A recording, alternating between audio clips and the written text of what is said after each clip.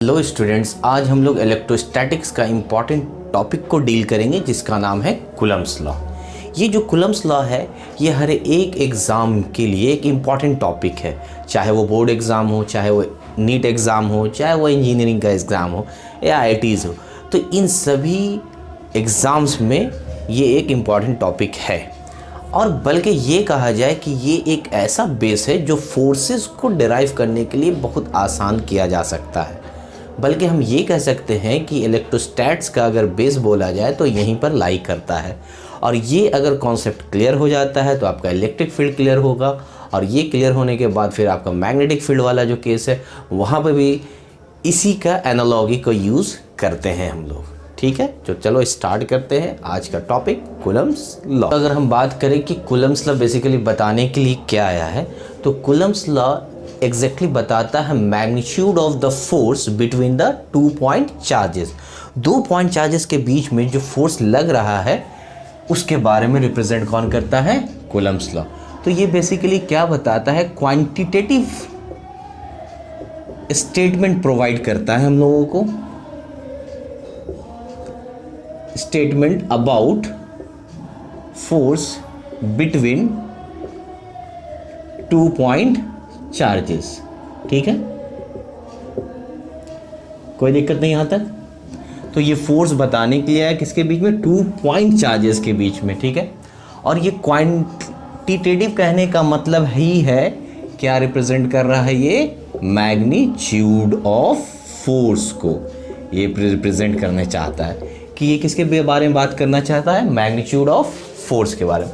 मतलब फोर्स का मैग्नीट्यूड कितना होगा, कितना वैल्यू होगा जब 2 पॉइंट चार्जेस को अगर रखते हैं उसके बीच में जब फोर्स लगता है तब। ठीक है, तो सबसे पहले क्या करेंगे, इसमें एक हम लोग स्टेटमेंट लिखेंगे। जो इसका कूलम्ब्स लॉ का स्टेटमेंट है वो हम लोग लिखेंगे, और स्टेटमेंट में यूज़ होने वाला जितना भी वर्ड्स है उसका क्या पहलू है, उसका क्या बोलना चाहता है वो, उसके पीछे की बात करेंगे हम लोग। ठीक है, तो इसका जो स्टेटमेंट था वो देखते हैं। It states that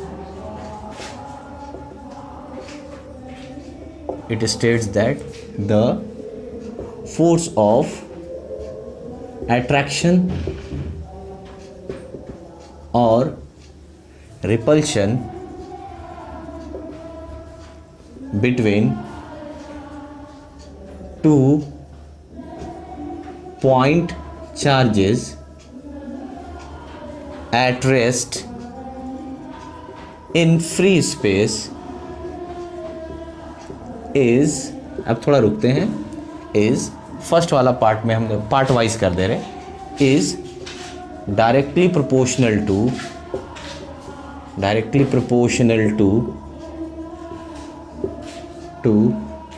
product of the magnitude of 2 charges. Clear? Directly proportional to product of the magnitude of 2 charges. And अब सेकेंड पार्ट है इनवर्सली प्रोपोर्शनल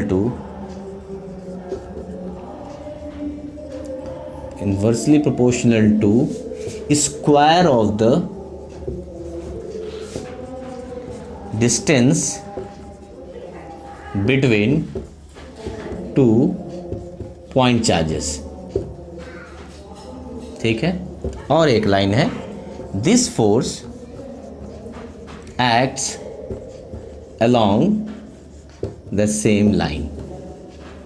ठीक है, ये पूरा स्टेटमेंट है, कोई दिक्कत नहीं। यहाँ पर देख लो अच्छे से।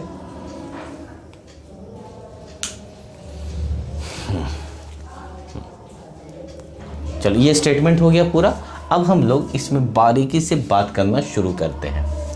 ये क्या बोल रहा है कि कूलम्ब्स लॉ जो है, it states that the force of attraction, सबसे पहला बात फोर्स ऑफ अट्रैक्शन और रिपल्शन, जिसको हम सर्कल करेंगे उसके बारे में अभी बात करेंगे।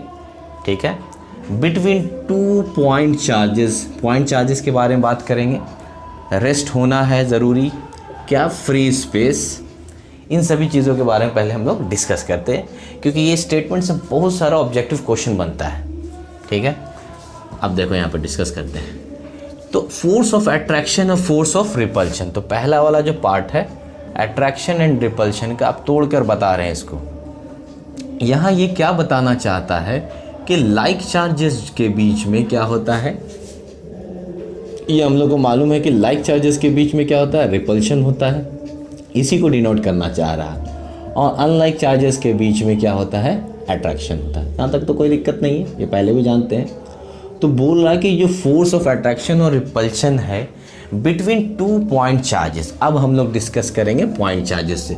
इससे पहले वाले वीडियोस में कई बार पॉइंट चार्जेस को डिस्कस किया गया है, वहाँ भी आप जाकर देख सकते हो। चलो यहाँ भी बताते हैं। दूसरा वाला पॉइंट किसके बीच में होना चाहिए, पॉइंट चार्ज। इसका मतलब है कि ये जो कूलम्स लॉ है वो जो वैलिड है वो किसके लिए है, पॉइंट चार्जेस के लिए।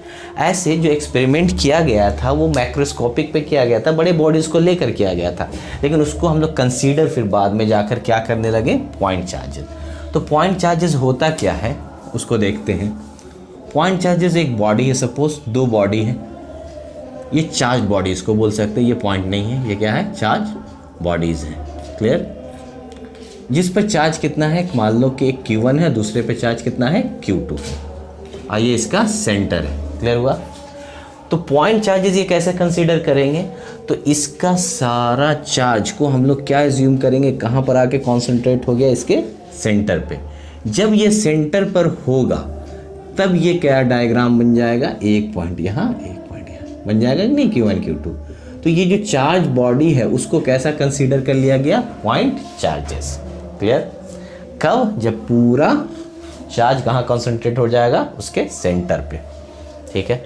तो ये जो कूलम्स लॉ है वो वैलिड किसके लिए है, पॉइंट चार्जेस के लिए। और एक बात बताते हैं, इसमें क्या होता है, इसको पॉइंट चार्ज और एक दूसरे तरीके से हम लोग एज्यूम कर सकते हैं कि अगर ये दोनों बॉडी, अभी तो बहुत बड़ा बॉडी है, 2 बड़ा बॉडी है, इसको अगर हम लोग काफ़ी दूर कर दें तो क्या बन जाएगा, वो पॉइंट बन जाएगा। तो होता क्या है कि डिस्टेंस बिटवीन देम, ये क्या होता है, ग्रेटर हो जाएगा इसके अगर साइज से, तो भी हम लोग क्या कंसीडर करते हैं, पॉइंट चार्जेस। क्लियर। तो पॉइंट चार्जेस के लिए क्या होगा, पहला वाला whole charge at its centre. यहाँ तक तो बात समझ में आया। ये वाला लाइन हटाते हैं, रेस्ट ऑफ इन फ्री, ये अभी क्लियर होगा।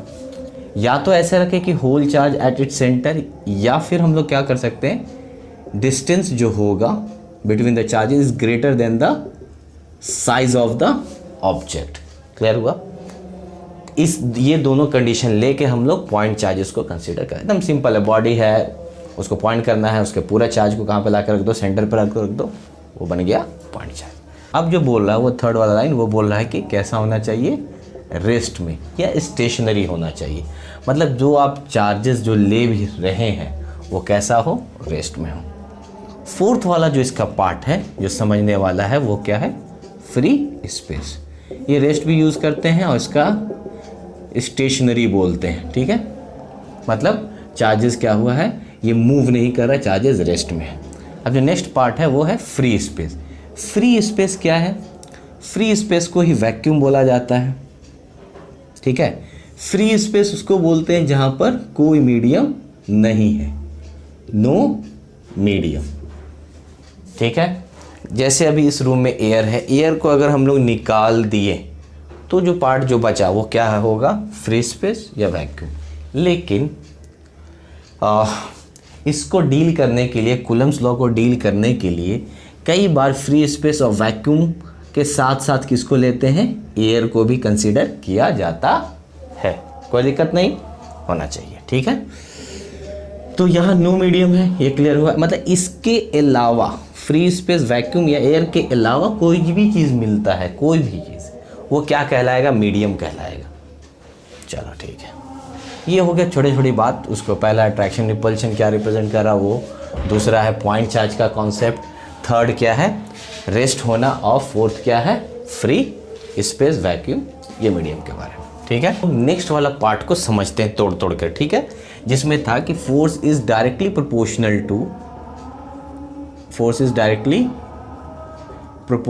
To product of magnitude of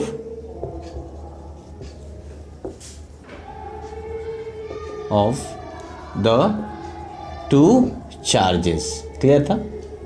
point charges clear है? तो फोर्स जो है वो डायरेक्टली प्रोपोर्शनल होता है किसके? Product of magnitude. इसका क्या मतलब होगा इसको देखते हैं। मान लो कि फोर्स एज्यूम कर लिए F, ठीक है, और दो जो चार्जेस है, सपोज दो चार्जेस जो है वो एक Q1 है और Q2 है, दोनों रेस्ट में है और दोनों के बीच का डिस्टेंस कितना है? R है। तो ये जो F है is directly proportional to product of magnitude. देखो मॉड लगाए मतलब मैग्नीट्यूड, और ये हो गया Q2। क्लियर है? दोनों प्रोडक्ट भी हुआ, दोनों के साथ मॉड भी लगा दिया। तो इसको हम लोग ऐसे लिख सकते हैं एक साथ, कोई दिक्कत नहीं होना चाहिए। प्रोडक्ट तो है, साथ में क्या लगा हुआ? मॉड लगा हुआ। मतलब इसका कौन सा पार्ट को कंसीडर करना है? मैग्नीट्यूड वाले पार्ट को। क्लियर है? चलो, दूसरा था is inversely proportional to square of the distance between two charges. ठीक है, इसको हम पूरा तोड़कर और मतलब भी समझाएंगे कि क्या। अभी सिर्फ स्टेटमेंट का हम लिख दे रहे हैं कि ये स्टेटमेंट क्या बोलना चाहता है, बस इसका हम मीनिंग नहीं बता रहे कि ये एग्जैक्टली है क्या इसके पीछे की बात। अभी सिर्फ स्टेटमेंट के अकॉर्डिंग लिख रहे हैं। ठीक है, तो इज इन्वर्सली प्रोपोर्शनल टू क्या है? Square of the. तो हम लिख सकते हैं इन्वर्स से। हाँ, अब हम लोग क्या लिख सकते हैं? अब हम लोग डायरेक्ट क्या लिख सकते हैं? Inversely proportional. तो F is inversely proportional to square of the distance. तो दोनों के बीच का डिस्टेंस आर है, स्क्वायर बोल रहा है किसके? Distance between them. ठीक है, तो आर का स्क्वायर हो गया। ये एक सिंपल सा स्टेटमेंट हो गया, इसका पूरा मतलब हम समझाएंगे। ठीक है, अच्छे से देखो। तो इस स्टेटमेंट को ऐसे लिखा जा सकता है। एक और लाइन को एंटर कर देते हैं जिसका नाम था क्या? कि लास्ट वाला जो लाइन था कि दिस फोर्स जो है, लास्ट वाला जो लाइन था वो क्या है? This force is act along the line joining. यही था ना? This force acts along the line joining. ठीक है, अब देखो क्या कहने का मतलब है कि जो दो चार्जेस था, मान लो बॉडी कंसीडर करें, अभी हम लोग इसका सेंटर है, एक का C1 है, मान लो दूसरे का C2 है, दोनों का डिस्टेंस R Q1 Q2 हो गया। ठीक है, तो ये बोलने का मतलब है कि ये जो फोर्स लगता है, कूलम्स फोर्स या इलेक्ट्रिक फोर्स जो लग रहा है, वो इन दोनों सेंटर के बीच जो लाइन मिलाने वाला है। ठीक है, फिर से देखो, बोल रहा है कि ये जो फोर्स लग रहा है इन दोनों सेंटर के बीच ये लाइन क्या मिल रहा है? इसी पर लगेगा। फोर्स जो लगेगा वो इस पर ही लगेगा। अगर ये नहीं बताया जाता तो दिक्कत क्या होता कि हो सकता कोई इधर फोर्स लगा देता, हो सकता कोई किसी का फोर्स इधर लग जाता, तो ये प्रॉब्लम क्रिएट होता। तो इसीलिए यहाँ पर कंसीडर कर लिया गया कि फोर्स जो है वो क्या लगेगा? दोनों पॉइंट को मिलाने वाला लाइन पर, मतलब कभी भी फोर्स लगेगा इसी लाइन पर। एक बात, जब कभी भी फोर्स पॉइंट से दूर हो या उसके टुवर्ड्स हो तो उसको हम लोग बोलते हैं सेंट्रल फोर्स। ठीक है, तो सेंट्रल फोर्स कैसा फोर्स होता है? क्या हो? टुवर्ड्स पॉइंट हो, टुवर्ड्स या फिर अवे फ्रॉम पॉइंट्स, पॉइंट से दूर या उसके नज़दीक हो। मतलब जैसे मान लो कि ये फोर्स लग रहा, तो ये फोर्स क्या लग रहा? पॉइंट के टुवर्ड्स लग रहा, और इसके रिस्पेक्ट में देखा जाए तो पॉइंट से दूर लग रहा। तो जो फोर्स है, इलेक्ट्रिक फोर्स या इलेक्ट्रोस्टैटिक फोर्स या कूलम्स फोर्स जो बोल रहे, वो कैसा फोर्स है? एक सेंट्रल फोर्स। ठीक है, तो यहाँ से एक आइडिया मिला सेंट्रल फोर्स के बारे में। तो Coulomb's force is a central force. क्यों है रीज़न? तो क्योंकि फोर्स जो लगता है वो दोनों सेंटर को मिलाने वाली लाइन पर ही लगता है। ठीक है, चलो अब हम एग्जैक्टली सारी बात को एक जगह समराइज कर देते हैं। ठीक है, तो हम लोग क्या देख रहे हैं कि फोर्स जो लग रहा है वो डायरेक्टली प्रोपोर्शनल टू क्या है? Q1 Q2 का मॉड का। ठीक, इन्वर्सली प्रोपोर्शनल टू क्या हो गया? 1/r² का। इसमें कंडीशन क्या क्या था? पहला कंडीशन था कि क्या होना चाहिए था? पॉइंट चार्जेस होना चाहिए। ठीक है, कैसा होना चाहिए? रेस्ट में होना चाहिए। क्लियर है? और अभी जो हम लोग चार्जेस को रखे हैं वो कहाँ पर रखे हैं, फ्री स्पेस में रखे हैं, ठीक है, क्लियर है, मीडियम में नहीं रखें, फ्री स्पेस में रखें। और जो फोर्स होना चाहिए वो किधर होना चाहिए, एक्ट अलोंग लाइन ज्वाइनिंग। ये बात था इतना बात अगर हम लोग याद रखेंगे तो कूलम्ब्स लॉ को एकदम आसानी से समझ सकते हैं। इसका कोई भी क्वेश्चन छूटेगा नहीं, ऑब्जेक्टिव का भी यहाँ से क्वेश्चन दे दिया जाता है, ठीक है। चलो अब हम इस पार्ट को डील करते हैं और समझते हैं कि ये क्या बोलना चाहता है, ठीक है। चलो आगे बढ़ो, मतलब समझेंगे, ठीक है। F is directly proportional to Q1 Q2 mod था, इसका क्या मीनिंग होता है, इसको अगर रियलाइज़ कर लोगे, समझ लोगे तो बहुत मज़ा आएगा और इजी वे में समझ में आएगा कूलम्ब्स लॉ। क्या बोलना चाहता है कि अगर मान लो कि Q1 और Q2 जो है दोनों, इसका 2 कूलम है, इसका कितना है 3 कूलम है, और इस टाइम पे जो फोर्स लगा सपोज 10 न्यूटन है। अगर हम इस चार्जेस का वैल्यू को चेंज कर दें, इसको 4 कूलम कर दें और इसको मान लो 2 कूलम कर दें, तो क्या होगा सर, कोई बता सकता है? देखो यहाँ पर फोर्स पर क्या इफेक्ट पड़ेगा, हम ये पूछना चाह रहे हैं कि सेम होगा, ज़्यादा हो जाएगा 10 न्यूटन से, या उससे कम होगा।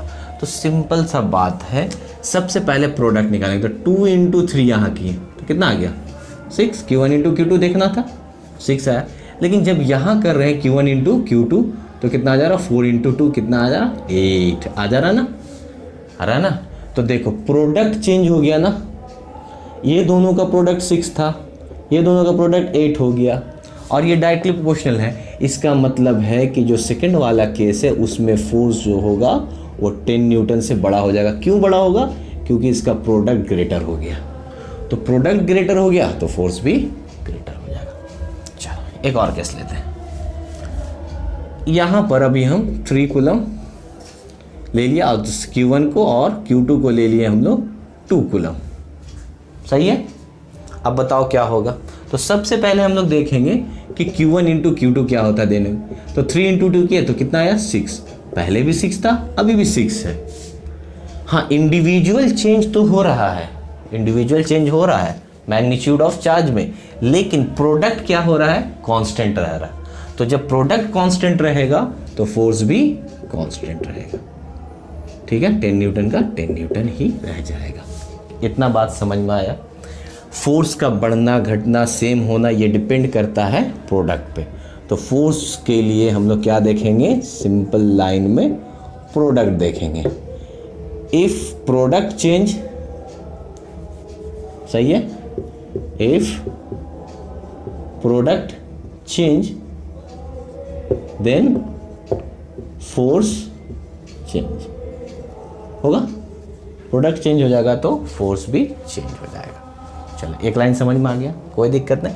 इसका बताने का मतलब ये है कि ये प्रोडक्ट पे डिपेंड कर रहा है। अब दूसरा वाला पार्ट को देखते हैं। फोर्स क्या है, इनवर्सली प्रोपोर्शनल टू r²। अच्छे से देखेंगे इसको, ठीक है। देखो इनवर्सली का क्या मतलब होता है कि इफ r का वैल्यू अगर हम लोग इंक्रीज कर रहे हैं तो फोर्स क्या हो रहा है, डिक्रीज हो रहा है। डायरेक्टली का मतलब होता है एक इंक्रीज होगा तो दूसरा भी इंक्रीज, एक डिक्रीज होगा तो डिक्रीज होगा तो दूसरा भी डिक्रीज होगा। उसी तरीके से इन्वर्सली कहने का मतलब तो ये मालूम है कि अगर r इंक्रीज कर रहा तो फोर्स डिक्रीज करेगा एंड वाइस वर्सा। क्लियर, कोई दिक्कत नहीं। चलो अब यहाँ पहले समझाते हैं। ये जो F is inversely proportional to r² है, ये इसको बोला जाता है इन्वर्स स्क्वायर लॉ, ठीक है। इन्वर्स स्क्वायर लॉ बोलने का सिंपल सा मेथड है। देखो स्क्वायर है और ये इन्वर्स भी है, इसीलिए इसका नाम है inverse square law. Gravitational law जो है वो भी एक ग्रेविटेशनल लॉ, वो भी एक इन्वर्स स्क्वायर लॉ है, क्योंकि फॉर्मूला हम लोग को पहले से मालूम है, Gm1 m2 बाई क्या होता है, r²। तो F is also inversely proportional to r², ठीक है। तो ग्रेविटेशनल लॉ का ही एनालॉगस है कूलम्ब्स लॉ। समझ में आ रहा, ठीक। इसका मतलब हुआ कि r को बढ़ाएंगे तो फोर्स क्या होगा, डिक्रीज होगा। अगर इसका हम ग्राफ देखना चाहते हैं तो ये सिंपल होगा, r बढ़ाते जा रहे हैं, फोर्स क्या हो रहा है, डिक्रीज होता जा रहा है। इतना समझ में आया। चलो अब यहाँ से एक और बात पता चलेगा, क्या है देखते हैं। सपोज अभी वैसे ही एग्जांपल लेते हैं, दो चार्जेस हैं, 2 कूलम और 3 कूलम का, आर का वैल्यू मान लो 2 मीटर दिया हुआ है, ठीक है। इस वक्त जो फोर्स लग रहा है सपोज सेम एग्जांपल 10 न्यूटन है। अभी हम लोग क्या किए, 2 कूलम 3 कूलम और आर का वैल्यू को 3 मीटर कर दिए। अब क्या होगा फोर्स पे, क्या 10 न्यूटन रहेगा, कम हो जाएगा या उससे ज़्यादा होगा? तो हम लोग को मालूम है कि एफ जो होता है वो inversely proportional to are 1/r² है। तो आर का जब वैल्यू बढ़ रहा है ना, 2 से कितना हो गया, 3 हो गया, तो एफ क्या होगा, डिक्रीज हो जाएगा। तो इसका मतलब है कि एफ का वैल्यू 10 न्यूटन से कम होगा। इसी से अंदाज़ा पता चल जाएगा कि फोर्स बढ़ना कब है, कब घटना है, ये क्लियर है, ठीक है। चलो इस पर हम लोग बदाबते न्यूमेरिकल्स करेंगे छोटा छोटा, ठीक है ना। तो अभी सिर्फ स्टेटमेंट क्या बोलना चाहता है, उसका क्या मतलब है, वो हम समझा दिए कि इसका क्या मतलब है, क्लियर है। अगर डिस्टेंस कम होता तो फोर्स का वैल्यू क्या हो जाता, बढ़ जाता, 2 मीटर से 1 मीटर हो जाता तो बढ़ जाता। चलो ठीक है, तो स्टेटमेंट हम लोगों का क्लियर हो गया, समझ में भी आ गया। Directly proportional to Q1 Q2 का mod inversely proportional to 1/r², ठीक है। अब दोनों को कंबाइन करते हैं। जब कंबाइनिंग करेंगे तो F जो है directly proportional to Q1 Q2 mod by कितना हो जाएगा, r²। कोई दिक्कत नहीं। अब देखो ध्यान से, यहाँ पर अब गौर करने वाला बात है, ये जब डायरेक्टली प्रोपोर्शनल हटता है तो हम लोग को पहले से मालूम है कि जब डायरेक्टली हटेगा तो एक आता है इक्वल का साइन और साथ में लेकर आता है एक कांस्टेंट, ठीक है। तो ये जब डायरेक्टली हटा तो एक इक्वल साइन आया और साथ में एक आया constant c, Q1 Q2 by r²। बहुत जगह पर k लिया जाता है, कोई दिक्कत नहीं है, इसीलिए c ले रहे हैं क्योंकि आगे जाके पढ़ेंगे एक k का नाम डाई इलेक्ट्रिक कांस्टेंट भी है, तो वहाँ भी k हो जाएगा, यहाँ पर भी k हो जाएगा, इसलिए थोड़ा सा कन्फ्यूज़न हो जाएगा, इसलिए हमने क्या लिया है, c। चलो ठीक है, तो f directly proportional to c। अब ये c का नाम क्या होता है, ये पहले से मालूम है, कोई भी डायरेक्टली प्रोपोर्शनल हटेगा जो कांस्टेंट आता है उसका नाम होता है प्रोपोर्शनलिटी कांस्टेंट। कोई दिक्कत नहीं, पहला नाम तो ये पड़ गया उसका, क्योंकि प्रोपोर्शनल को हटने के बाद जिस कांस्टेंट का नाम है वो क्या है, प्रोपोर्शनलिटी कांस्टेंट। ये कोई भी हो सकता है। चलो, तो प्रोपोर्शनलिटी कांस्टेंट अब खास मौके पे इसका खास नाम है, ये कूलम्स लॉ के लिए आ रहा है तो इसका नाम एक हो जाएगा कूलम्स कांस्टेंट। कोई दिक्कत नहीं, ठीक है। और इसका नाम है इलेक्ट्रोस्टैटिक फोर्स कांस्टेंट भी नाम बोला जाता है। नाम याद रखो क्योंकि कहीं पर हो सकता है तुम जो जान रहे हो वो नहीं है, देकर दूसरा वाला दे दिया। इतना सारा इसका नामकरण हो गया, ठीक है ना, नाम रखा गया इसका। ये जो C है, अब ये आया क्या, ये क्या रिप्रेजेंट करना चाह रहा है उसको देखते हैं। देखते हैं कि ये जो C है इसका क्या कुछ वैल्यू होता है, और अगर कुछ वैल्यू है तो किन चीज़ों पे डिपेंड करता है, ये आ कैसे गया। जैसे हम एक एग्जांपल लेते हैं थोड़ा सा इसको फील कराने के लिए, कि जब हम लोग लिखते थे ग्रेविटेशनल कांस्टेंट में इस तरीके से लिखते थे तो ये डायरेक्टली हटता था, एक G आता था, याद करो, that is known as gravitational constant. और ये जो ग्रेविटेशनल कांस्टेंट है इसका कुछ वैल्यू होता था, मालूम है हम लोगों को, 6.67 × 10⁻11 वाला। क्लियर हुआ। तो क्या इसी तरीके से तो ये भी आया है C, तो इसका भी कुछ वैल्यू होगा क्या, ये किस चीज़ पे डिपेंड करता है। तो अब देखते हैं C का जो वैल्यू है, बहुत अच्छे से देखो, वैल्यू ऑफ जो C है ये डिपेंड करता है दो चीज़ों पर। Depends on first nature of medium between charges, दो चार्जेस को जो रखा गया है उसके बीच में जो मीडियम है वो कैसा है उस पर डिपेंड करेगा ये C का वैल्यू। दूसरा जो है वो किस पर डिपेंड करता है, सिस्टम ऑफ यूनिट पे, कैसा यूनिट ले रहे हैं। तो ये बहुत इंपॉर्टेंट पार्ट है कि C का जो वैल्यू है वो दो चीज़ों पे, सबसे इंपॉर्टेंट क्या बता रहा है, नेचर ऑफ मीडियम पे। इसका ये मतलब हो रहा है कि चार्जेस को जब अलग अलग मीडियम में रखेंगे तो फोर्स भी अलग अलग होगा। क्यों? क्योंकि फोर्स डिपेंड कर रहा है Q1 Q2 by R square पे, और फोर्स डिपेंड कर रहा है किस पे? C पर भी, और जो ये C है वो डिपेंड कर रहा है नेचर ऑफ मीडियम पे। तो जब मीडियम चेंज होगा तो C का वैल्यू भी चेंज होगा, और जब C का वैल्यू चेंज होगा तो फोर्स भी चेंज होगा। ठीक है। और दूसरा, किस तरीके का आप यूनिट कंसीडर कर रहे हैं। लेकिन अगर इसको देखा जाए तो ये मीडियम पे डिपेंड नहीं करता है। क्लियर हुआ? G जो है वो does not depend on medium. ये दोनों में फ़र्क है यही। ठीक है। बाकी ये सिस्टम ऑफ यूनिट पे डिपेंड करता है। चलो अब डिस्कस करेंगे वो पूरे किसके बारे में? C के वैल्यू के बारे में, कि वैल्यू का C कैसा है। तो व्हेन चार्जेस कहाँ रखा गया है? इन फ्री स्पेस। ठीक है, या वैक्यूम या एयर जो भी है। तो जब एयर या फ्री स्पेस या वैक्यूम में जब रखा गया है तो उस टाइम पर जो C का लिखा जाता है, C को एक्सप्रेस किया जाता है, वो किस तरीके से? 1/4 पाई एप्सिलॉन नॉट। और उस टाइम पर जो वैल्यू होता है 9 × 10⁻, कितना होता है? 9। बात समझ में आ रही है कि जब चार्जेस को हम लोग फ्री स्पेस में रखते हैं तो उस टाइम पे C को किस तरीके से रिप्रेजेंट किया जाता है? 1/4 पाई एप्सिलॉन नॉट, और उसका वैल्यू कितना होता है? 9 × 10⁹। समझ में आया? अब बात करते हैं कि एंड इट्स SI यूनिट, मतलब इस चार्ज को फ्री स्पेस में रखा गया और जो सिस्टम ऑफ यूनिट लिया गया वो कैसा लिया गया? SI यूनिट लिया गया। तब जो वैल्यू आया वो ये पूरा आया। अब यूनिट लिखते हैं, तो यूनिट हम यहाँ पर डैश डैश देते हैं, इसको लिखने का तरीका समझाते हैं। फॉर्मूला हम लोग के पास है Q1 Q2 by R square. ये हम यूनिट ऑफ C को देखना चाह रहे हैं, निकालने का तरीका। C बराबर कितना हो जाएगा? क्रॉस मल्टीप्लाई कर लो, हो गया। फोर्स का क्या होता है यूनिट? न्यूटन। ऐसा यूनिट लिख रहे हैं। R डिस्टेंस है तो मीटर स्क्वायर। चार्ज का क्या होता है? कूलम, 1 कूलम, और दूसरा वाला कूलम कितना हो जाएगा? Coulomb square. Newton metre square by coulomb square, तो कितना आ जाएगा? न्यूटन मीटर स्क्वायर पर कूलम स्क्वायर। आ गया? तो देखो ये हो गया आपका SI यूनिट। समझ में आ गया? C के बारे में पूरा डिटेल पता चल गया, वैल्यू कितना होता है। ठीक है, newton metre square centimetre square. अब बात करते हैं, अब थोड़ा सा दिमाग लगाया जाता है। इसके बारे में तो मालूम चल गया सर, ठीक है। ये क्या है और ये कैसे वैल्यू आ गया?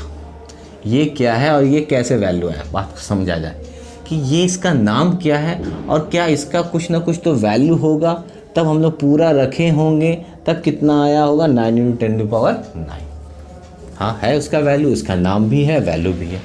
अब हम लोग बात करेंगे किसके बारे में? इस चिड़िया के बारे में। ये चिड़िया है क्या, देखते हैं। ये इसको पढ़ा जाता है, पहले रीड करना सीखेंगे। ये जो ई लिखा हुआ है इसको पढ़ा जाता है एप्सिलॉन, ठीक है। और ये जो 0 है इसको पढ़ते हैं नॉट। तो अब दोनों मिला के क्या पढ़ेंगे? Epsilon not. कोई दिक्कत नहीं, ठीक है। जैसे बोला जाता है कि सपोज रूम नंबर 101 बोला जाता है ना, 101, ठीक है। तो ये हो गया एप्सिलॉन और ये हो गया नॉट। तो इसका तो नाम, मतलब ये क्या है, किस तरीके का ग्रीक वर्ड है, सिंबल है, तो ये इसका पढ़ा जाता है इस तरीके से। चलो ठीक है, एप्सिलॉन नॉट हुआ। इसको बोलते क्या है? तो इसका नाम क्या है? Permittivity of free space. अच्छे से देखना, इसको क्या पढ़ा जाता है? Permittivity of free space. Permittivity क्या है, इसको देखने के लिए पिछले लेक्चर में डिस्क्रिप्शन बॉक्स में परमिटिविटी, व्हाट इज़ परमिटिविटी के नाम से टॉपिक दिया हुआ, पूरा डिटेल में बात हुई है, ठीक है। अभी हम हल्का हिंट कर देते हैं, उससे थोड़ा आइडिया हो जाएगा। परमिटिविटी क्या होता है? परमिटिविटी एक एबिलिटी है, ठीक है। एबिलिटी ऑफ, परमिटिविटी क्या है? एबिलिटी ऑफ मीडियम, किस चीज़ का? टू स्टोर एनर्जी या इलेक्ट्रिक फील्ड। ये मतलब एक ऐसा एबिलिटी है मीडियम का जो एनर्जी को स्टोर करता है। एकदम सिंपल भाषा में अगर बात करें तो सपोज मान लो कि एक चार्ज है, दूसरा चार्ज है, ये क्या कर रहा है, इलेक्ट्रिक फील्ड जनरेट कर रहा है। मान लो नेगेटिव चार्ज है, ये इलेक्ट्रिक फील्ड जनरेट कर रहा, ठीक है, जल्दी बताते हैं। इसलिए 100 इलेक्ट्रिक लाइंस को जनरेट कर रहा है। अब बीच में हम एक ऐसा मटेरियल लाएं जो क्या किया, 20 लाइंस को अपने अंदर एब्जॉर्व कर लिया, तो इसके पास फिर पहुंचा कितना, 80। तो ये जो एब्जॉर्व कर रहा है, इसका जो एबिलिटी है 20 एब्जॉर्व करने का, that ability is known as permittivity. कोई अलग मीडियम होगा, हो सकता है वो 30 को एब्जॉर्व कर ले, ठीक है, स्टोर कर ले, जो बोलना है बोलो, that is known as permittivity. Clear हुआ? चलो, परमिटिविटी को हम लोग एक दूसरे नाम से भी जानते हैं जिसका नाम है एब्सोल्यूट परमिटिविटी, ठीक है, of free space. Absolute word पहले भी 10 क्लास में मिला होगा, एब्सोल्यूट रिफ्रैक्टिव इंडेक्स। तो जब भी एब्सोल्यूट लगता है ये किसको रेफर करता है, ये एयर वाले मीडियम को रेफर करता है, ठीक है। तो एब्सोल्यूट के लिए हम लोग यूज़ करेंगे जब हमारा फ्री स्पेस होगा, वैक्यूम होगा या एयर होगा। एब्सोल्यूट बोल देने से समझ में आ जाता है कि ये फ्री स्पेस वैक्यूम है। क्लियर हुआ? इसका नाम समझ में आया। तो ये आ क्यों रहा है सी, अब समझ में आ रहा है कि अच्छा ये जो सी है वो किसको रिप्रेजेंट करने के लिए आ रहा है, मीडियम को, पूरी तरीके से मीडियम को डिस्कस करने के लिए आ रहा है। तो फोर्स जो है, अभी हम बताएं कि दो चार्जेस के बीच में अगर मीडियम चेंज हो रहा है तो इसका मतलब फोर्स भी चेंज होगा। तो सी बेसिकली घूम फिर कर किसके बारे में डिस्कस करने के लिए आया, मीडियम के बारे में। एग्जाम्पल लेते हैं कि अगर मान लो कि फोर्स, दो फाइटर है, ठीक है, उसको हम लोग एयर में रख कर बोले कि फ़ाइट करो, तो खूब अच्छे तरीके से फ़ाइट करेगा, खूब फोर्स लगाएगा एक दूसरे पर। लेकिन अगर उन्हीं दो फाइटर्स को अगर हम वाटर के अंदर लेकर गए और बोले कि फ़ाइट करो, तो क्या उतना ही फोर्स से एक्सर्ट करेगा एक दूसरे पे। कॉमन सेंस बोलता है कि क्या होगा, उस पर फोर्स अप्लाई कम हो जाएगा। जो एयर में था वो तो ग्रेटर था, उससे कम हो जाएगा। तो हुआ क्या, इसका मतलब है कि वाटर के अंदर कुछ ऐसी एबिलिटी है जो क्या कर रहा, फोर्स को स्टोर कर रहा, एब्जॉर्व कर ले रहा, कर रहा ना। And that ability is known as permittivity. इसका मतलब वाटर का भी कुछ ना कुछ परमिटिविटी है जो फोर्स को क्या कर रहा है, डिक्रीज कर दे रहा। क्लियर हुआ? चलो, तो फोर्स क्या बताया, किस पे डिपेंड कर रहा, मीडियम पे भी कर रहा है, ठीक है। अब हम लोग डिस्कस करते हैं आगे। सी के बारे में डिस्कशन हो गया। एब्सोल्यूट परमिटिविटी तो देख लिए हम लोग अच्छे तरीके से। परमिटिविटी ऑफ फ्री स्पेस में क्या होता है, परमिटिविटी का डेफिनेशन देख लिए। अब हम लोग एब्सोल्यूट परमिटिविटी का वैल्यू को देखेंगे, क्योंकि अभी हम लोग जाने कि 1/4 पाई एप्सिलॉन नॉट का वैल्यू कितना, 9 × 10⁻⁴ कितना हो गया, 9 न्यूटन मीटर स्क्वायर पर किलो, ठीक है। ये हम लोग देख लिए। ये यूनिट निकालने के लिए सीखे अभी तुरंत हम लोग कि FC × Q1 Q2 बाई क्या होता है, R²। तो आपको C का चाहिए तो FR² बाई क्या होगा, Q1 × Q2। तो F का न्यूटन हो गया, मीटर स्क्वायर पर किलो। ये वाला यहाँ ला कर रखते, जल्दी में देख लें, ठीक है। अब हमको चाहिए एप्सिलॉन नॉट का, क्योंकि ये जो वैल्यू आया उड़कर नहीं आया है, इसका वैल्यू को रखा गया, 4 का, पाई का, एप्सिलॉन नॉट का वैल्यू रखा गया तब आया। तो वैल्यू ऑफ एप्सिलॉन नॉट देखते हैं कितना होता है, 8.85 × 10⁻⁻12। अब थोड़ा गौर करने वाला बात है क्या, कि इसका अब लिखेंगे हम लोग क्या, यूनिट लिखेंगे, सही है, कोई दिक्कत नहीं।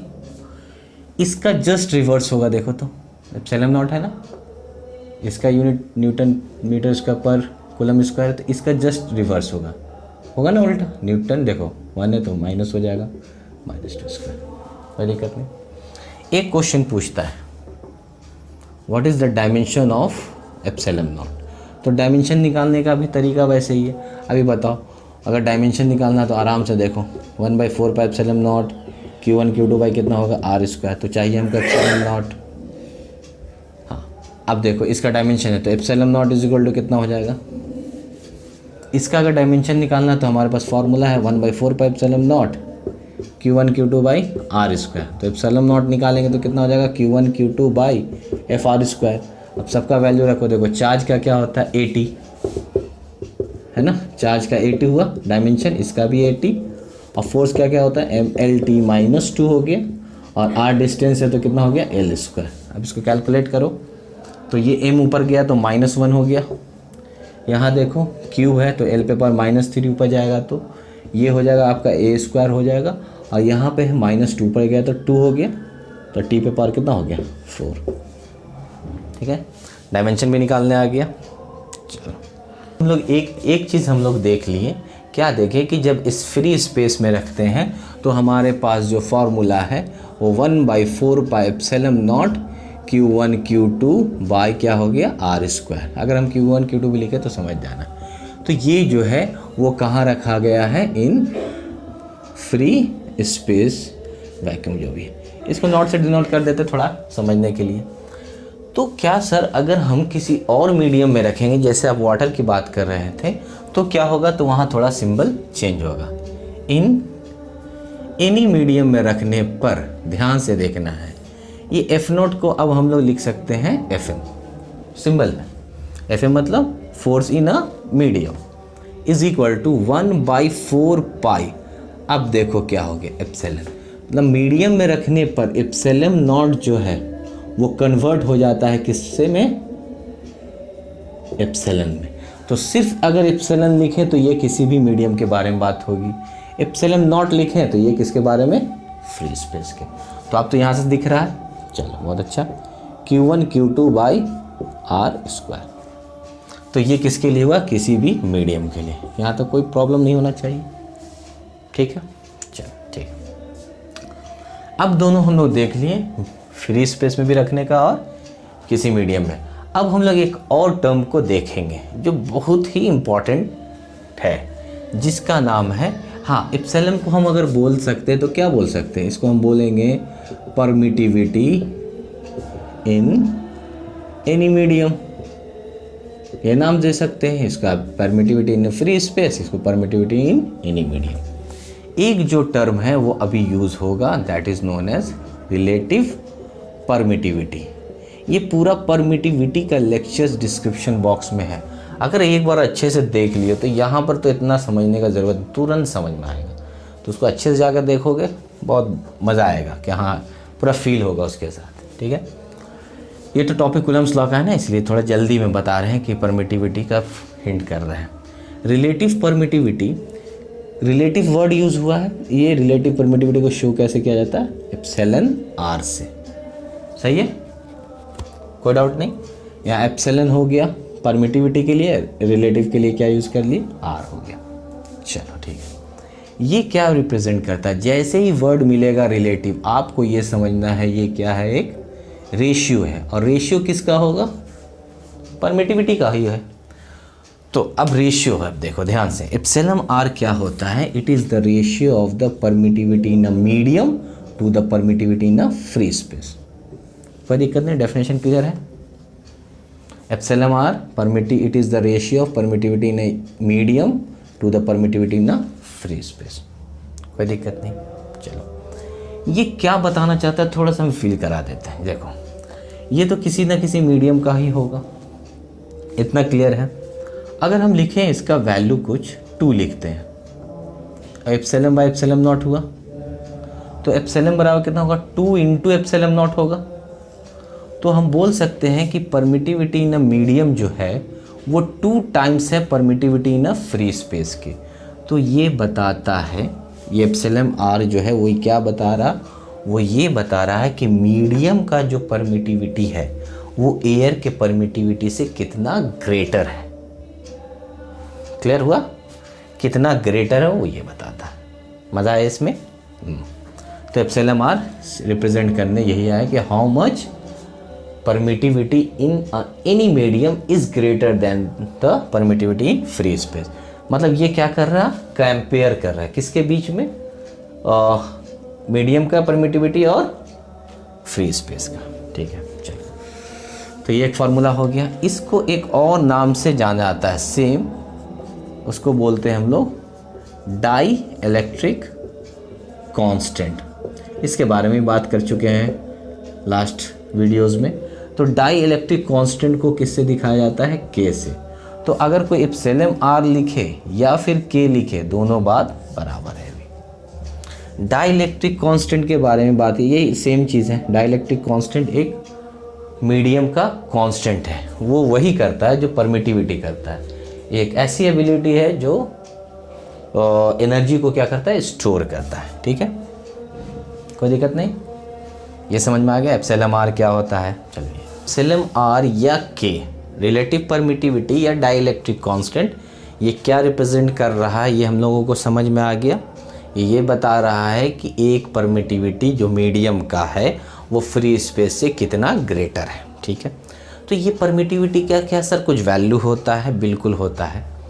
जैसे इससे ये पूरा आइडिया पता चल गया कि फोर्स जो है वो चेंज कर रहा है मीडियम पे भी। जैसे मान लो दो चार्जेस के बीच में अगर हम एयर रखते हैं, ठीक है, तो एयर का जो के का जो वैल्यू होता है डाइलेक्ट्रिक या एप्सिलॉन आर का, वो वैल्यू कितना होता है? 1.0058 होता है। चलो ठीक है, एयर के लिए। लेकिन हम लोग जब वैक्यूम के लिए लेते हैं या फ्री स्पेस के लिए लेते हैं तो वो कितना होता है? लगभग 1। इसलिए लगभग दोनों को बराबर ले लिया जाता है। ठीक है, उसी तरीके से अगर हम वाटर का देखें तो वो कितना होता है? 81 पॉइंट समथिंग होता है, तो 81 ले लिया जाता है। उसी तरीके से के का अगर मेटल का रखें तो ये क्या होता है? इनफाइनाइट होता है। सही है। तो अगर दो चार्जेस के बीच में मान लो Q1 और Q2 है और ये R है, इन दोनों के बीच में अगर हम वाटर को लाकर रख दिए तो पहले मान लो कि एयर था सपोज, चलो ऐसे समझते हैं। हाँ, तो देखो ध्यान से कि अगर दो चार्जेस दिया हुआ Q1 और Q2 या Q, हाँ देखो ध्यान से, दो चार्जेस दिया हुआ मान लो Q और Q और दोनों के बीच का R है, और अभी इसमें ये क्या है? मान लो एयर है। हाँ चलो ठीक है, फोर्स का वैल्यू कितना है? 10 न्यूटन। अब हम लोग क्या किए? Q और Q चार्ज के बीच में लाकर क्या रख दिए? वाटर रख दिए, लाकर रख दिए। तो जब वाटर लाएंगे तो क्या फोर्स पे कुछ अलग होगा या सेम होगा? क्या होने वाला है इसमें? बढ़ेगा, घटेगा, डिक्रीज होगा, इंक्रीज होगा, क्या होगा? तो ये वाटर को लाए हैं तो इतना तो हमको पता चल गया कि जब मीडियम चेंज होता है तो फोर्स भी चेंज होता है। तो फोर्स तो चेंज करेगा, इतना कंफर्म है।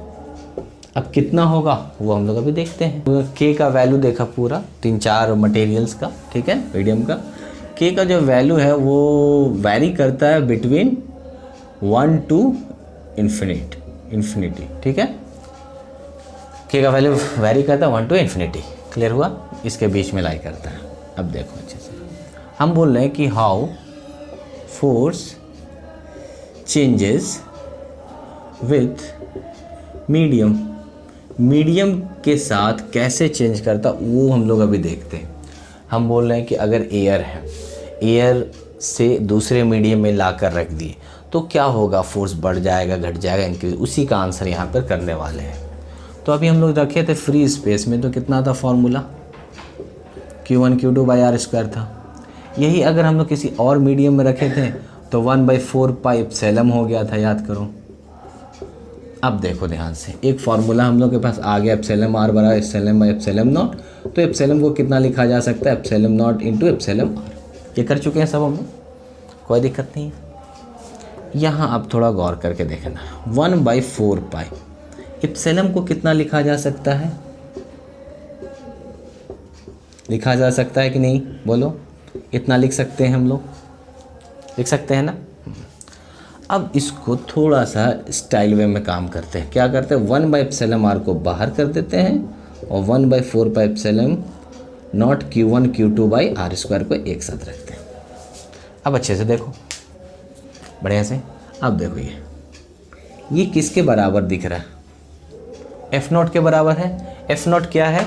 When charges in free space. जब चार्ज कहाँ पर था?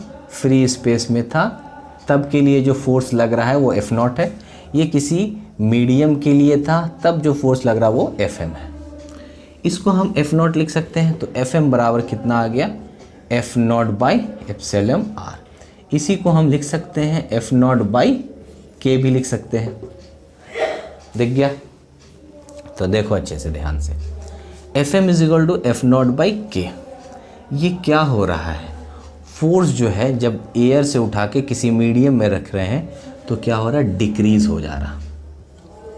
क्लियर है? तो फोर्स क्या होगा, डिक्रीजेस। एयर के अलावा किसी भी मीडियम में लाकर रखेंगे तो फोर्स क्या होगा, डिक्रीज होगा। ठीक है, कितना टाइम्स हो जाता है, 1/k टाइम्स हो जाता है। इसको हम थोड़ा फील कराते हैं, देखो कैसे। सपोज अभी भी हम लोग एयर वाला एग्जांपल लेते हैं कि दो चार्जेस को हम लोग एयर में रखे थे Q, ठीक है। तो इस वक्त जो फोर्स लग रहा था वो सेम एग्जांपल 10 न्यूटन। अभी हम लोग क्या किए, एक ऐसा मीडियम लाए जिसका डाइलेक्ट्रिक कांस्टेंट है। अब इसी चार्ज को किसी मीडियम में ला कर रख रहे हैं, ऐसा मीडियम में लाए जिसका डाइलेक्ट्रिक कांस्टेंट कितना है, 2 है, ला कर रख दी। अब हमसे कोई पूछता है कि Fm का वैल्यू कितना होगा इस वाले मीडियम में, तो हम लिखेंगे F0/K लिखेंगे। जब किसी मीडियम में लाकर रखा जाता है तो हम इस तरीके से बना सकते हैं। F0 का वैल्यू 10 है और ये हो गया 2, कितना आ गया देखो तो 5 न्यूटन। पहले कितना था, 10 न्यूटन, 10 से कितना हो गया 5, क्या हुआ, इंक्रीज या डिक्रीज, डिक्रीज हुआ। तो फोर्स एयर के अलावा किसी और मीडियम में रखा जाता है तो फोर्स का क्या होता है, डिक्रीज होता है। क्लियर हुआ, बात समझ में आ गया? चलो, ये फील भी आया है ना। अब देखो, जैसे अगर हम बोलते हैं कि सपोज आपको क्या करना है, दो चार्ज है, ये एयर में था, सेम एग्जांपल था 10 न्यूटन वाला। अभी आप एक बार इसके बीच में लाकर मेटल को रख दीजिए, बीच में लाकर किसको रख दीजिए, मेटल को। अब बताइए फोर्स क्या होगा, बता, आराम से बताओ। Fm बराबर कितना हो गया, F0/K हो गया। और मेटल के बारे में हम लोग को मालूम है ये इन्फिनिटी होता है, तो F0/1/0 that is known as infinity, और 0 हो जाएगा। मतलब Fm का वैल्यू कितना हो गया, 0 हो गया। पहले तो 10 था एयर में, लेकिन जब मेटल बीच में आया तो कोई भी फोर्स नहीं लग रहा, मतलब F0 का वैल्यू 0, 10 से डायरेक्ट 0। यही अगर वाटर ला के रखते हैं, वाटर को आपको डाइलेक्ट्रिक मालूम है, तो F0 बराबर कितना होगा, F0/K दैट इज 10/81। देखो डिक्रीज हो गया। तो एक बात तो एकदम क्लियर समझ में आया कि एयर के अलावा कहीं और मीडियम में रखेंगे तो फोर्स डिक्रीज होगा। बहुत बढ़िया।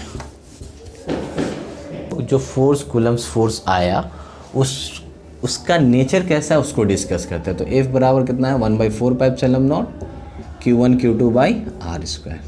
नेचर से मुराद है कि ये कैसा है, अट्रैक्टिव कब होगा और रिपल्सिव कब होगा। सही है। अट्रैक्टिव होने के लिए क्या होना चाहिए कि चार्ज का जो प्रोडक्ट है वो पॉजिटिव होना चाहिए। ये पॉजिटिव किस हालत में हो सकता है, या तो दोनों पॉजिटिव हो या फिर दोनों निगेटिव हो। क्लियर? तो देखो ध्यान से, ये कैसा चार्जेस हो गया, लाइक चार्जेस। और लाइक चार्जेस क्या करेगा, रिपेल करेगा, कोई दिक्कत नहीं। ठीक है, चलो इसमें क्या होना चाहिए, Q1 और Q2 का वैल्यू निगेटिव होना चाहिए, दोनों का प्रोडक्ट। इसका मतलब अगर एक पॉजिटिव निगेटिव है तो निगेटिव होगा, या ये निगेटिव ये पॉजिटिव तो भी निगेटिव। और ये कैसा चार्जेस है, अनलाइक चार्जेस। तो अनलाइक चार्जेस में क्या होगा, अट्रैक्ट होगा, कोई दिक्कत नहीं। तो थोड़ा सा हम एक बात को और बताएंगे कि फोर्स जब अट्रैक्टिव होता है तो फोर्स का मतलब पॉजिटिव होगा या निगेटिव होगा। तो फोर्स तो डिपेंड कर रहा है किस पे, Q1 में। तो ये पॉजिटिव, मतलब अगर फोर्स का वैल्यू पॉजिटिव है इसका मतलब अट्रैक्टिव है, अगर फोर्स का वैल्यू निगेटिव है इसका मतलब रिपल्सिव है। अगर लिख दिया गया F बराबर -5 न्यूटन, तो आपको समझ में आ जाना चाहिए कि ये फोर्स कैसा है, रिपल्सिव हो रहा है। इसका मतलब एक चार्ज पॉजिटिव होगा तो दूसरा निगेटिव होगा। चलो ठीक है। अब हम लोग कूलम्स लॉ जब पढ़ लिए, फाइनली ये पूरा फिनिश्ड हो गया। तो कूलम्स लॉ को जब हम लोग यूज़ करेंगे आगे जाकर न्यूमेरिकल्स में, तो ध्यान देना होगा, उस बातों को ध्यान से देखो। इसमें जब फार्मूला यूज़ करेंगे, ये मॉड दे नहीं दे, बार बार दें, उससे कोई फ़र्क नहीं है। इसमें Q1 और Q2 का साइन को नहीं करेंगे, नॉट साइन टेकन। याद रहेगा, ये न्यूमेरिकल्स जब बनाएंगे हम लोग डिस्कस करेंगे तो इसमें साइन कंसीडर नहीं करेंगे। एक दो एग्जाम्पल देखते हैं, ठीक है। जैसे मान लो 2 चार्ज दिया हुआ है, एक 2 माइक्रोकूलम है, एक -3 माइक्रोकूलम है और ये 20 सेंटीमीटर गैप है। पूछ रहा है फोर्स क्या होगा। ये जो न्यूमेरिकल्स का पार्ट है इसमें 3 ही चीज़ होता है, ध्यान से देखना। 1/4πε0 Q1 Q2/r² हुआ। इसमें 3 चीज़ें पूछेगा, ठीक है। 3 अननोन है, जिसमें 2 नोन रहेगा तो तीसरा वाला पता चलेगा। तो इसका फॉर्मेट ही ऐसा कुछ होता है कि मान लो जैसे यहाँ पर Q1 Q2 दिया हुआ है आपका और R भी दिया हुआ तो फोर्स निकल जाएगा। किसी और केसेस में देखेंगे जहाँ पे फोर्स दिया हुआ, R दिया हुआ, चार्ज पूछेगा। कुछ अलग केस देखेंगे जिसमें फोर्स और चार्ज दिया हुआ, R निकालना होगा। तो ये जो पहला केस है वो इस तरीके का। ये तो ऐसे ही सिंपल बता रहे, न्यूमेरिकल्स के लिए बाज़ाब्ते एकदम तोड़ कर न्यूमेरिकल्स होगा कूलम्स लॉ का, एक बेसिस पे, और उस पर सारा क्वेश्चन बनेगा। मतलब लोअर लेवल से IIT लेवल, नेट लेवल सबको टच कर देंगे हम लोग। लेकिन इसको पढ़ने का, कूलम्स लॉ के न्यूमेरिकल्स को पढ़ने का तोड़ के पढ़ना होगा, तभी पढ़ पाएंगे, नहीं तो दिक्कत होगा। अभी देखो ये तो सिंपल है, F बराबर 9 × 10⁻⁹ हो गया। इसका वैल्यू को ला कर रख दिए हम लोग। चलो बहुत अच्छा। Q1 और Q2 तो 2 माइक्रो कूलम है तो 10⁻⁻6 होगा, कूलम में चेंज करेंगे। यहाँ अब -3 नहीं रखेंगे, यही चीज़ हम समझाना चाह रहे हैं। यहाँ क्या रखेंगे, 3 × 10⁻⁶ डिवाइडेड बाय, ये सेंटीमीटर में तो इसको पहले आप मीटर में चेंज कर लिए -2 से, ठीक है। अब जो कैलकुलेट करके आएगा वो आंसर होगा हमारा। चलो ये पूरा फिनिश्ड हो गया। नेक्स्ट वाले लेक्चर्स में अब हम लोग न्यूमेरिकल्स की तरफ आगे बढ़ेंगे। पहले देखेंगे इसका न्यूमेरिकल सिंपल फार्मूला वाला, इसमें तीनों केसेस जो अभी बताए उसको तोड़कर देखेंगे।